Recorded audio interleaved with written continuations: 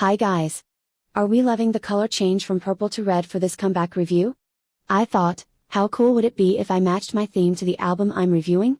Literally so genius and sexy of me, I know. So anyways, today is the day I can be as insufferable as I want to be and no one can stop me. In case you couldn't tell yet, there's 4 groups I look forward to every comeback no matter what. Group 1 is Red Velvet, Group 2 is NCT, Group 3 is SHINee, and Group 4 is, surprise surprise, Tomorrow by Together. So do expect me to be a little bit biased here, though I will try my best to keep it objective and be as honest as possible reviewing this mini album and title track. I can already tell you that I have some mixed feelings about certain songs in the album, but let's talk about that when we get to that track. First, I want to talk about the concept they chose. The angry men concept that we all know and, well, either absolutely love, or cannot help but cringe at the sight of it. I know this is super debatable, but GOT7's If You Do is an example of angry men concept I adore sonically, but oh man, the music video is trash. It's the opposite of believable. They're trying super hard to come off angry and it's like, babe, take the day off and get over yourself, oh my god. It's not even giving sexy man angry, it's just men turning into incels because a woman declined a second date. Just saying. And again, the song is absolutely incredible, nothing comes close. If You Do will never leave my playlist and I will never get over it. Now, how does Good Boy Gone Bad fit into TXT's storyline progression? If you look at their past 2 releases, Love Song is about them loving this girl so much in this fucked up world that they'd literally, and I mean, literally die for them. Loser Lover is basically the same thing except they grew up and are forced to be a productive member of society, therefore life sucks even more, but they would totally run away with this girl and leave it all behind. Whatever van life fantasy they got, it's wishful thinking, lol. And now we have Good Boy Gone Bad, which is about them breaking up with this girlie, so to deal with the heartbreak and anger they turn into bad boys. So far, very cool, love the progression. I think this is the only way it made sense to build up the storyline. Now that we got that over, let's get into the title track first.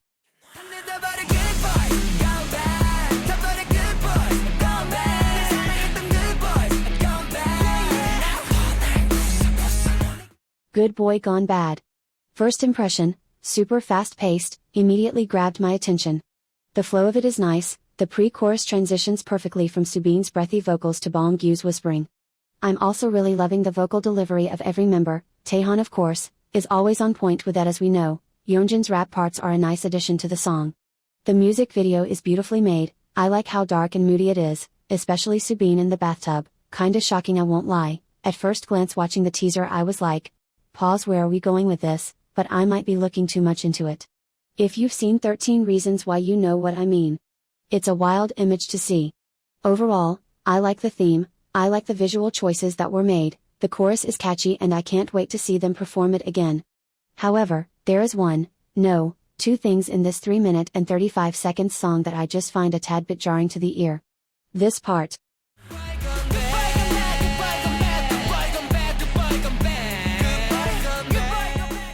It's an acquired taste. Will I get used to it eventually? Sure. Right now I'm just not exactly in love with the direction they took here. I wonder how else this could have gone, maybe something a bit more melodic? Instead of shouting, we could have done high notes? Rapping perhaps?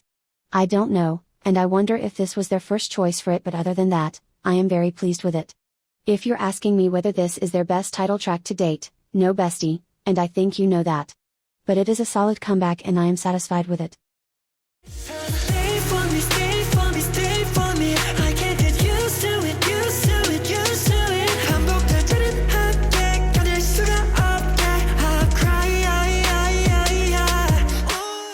Opening sequence is without a doubt my second favorite song on this album. And although the chorus is great and I have genuinely nothing negative to say about it, I almost like what's going on around it a little more, and that is thanks to the vocals for sure. The use of auto-tune in certain parts is an excellent choice, especially the ending part, which reminds me a lot of The Weeknd's The Hills. The sudden drop adds a nice eeriness to this track that finishes the song up very nicely. Watch me overplay this song to death, I cannot wait. Too much, might lose again. 이 game, I'll never be a trust fund, baby, no. 그 삶이 내 거면 왜 안 되는 걸까? Trust fund baby is the true definition of mid. I do not hate it, don't get me wrong, it's a nice listen. However, It's very obvious that this is supposed to be an anti-romantic 2.0, and in that it unfortunately fails to add anything else of interest to it. You know, something we haven't already gotten from anti-romantic. It's not necessarily a skip, but I do need to be in the mood to listen to it.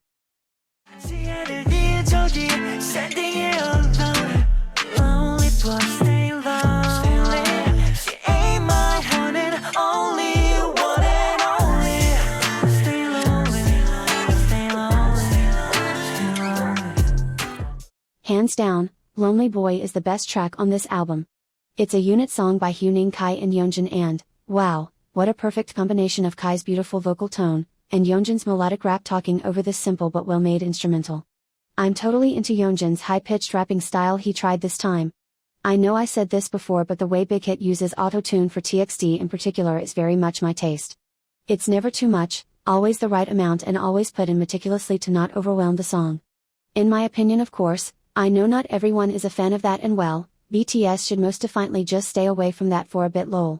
Overall, it's a 10 from me, and I will overplay it for fun.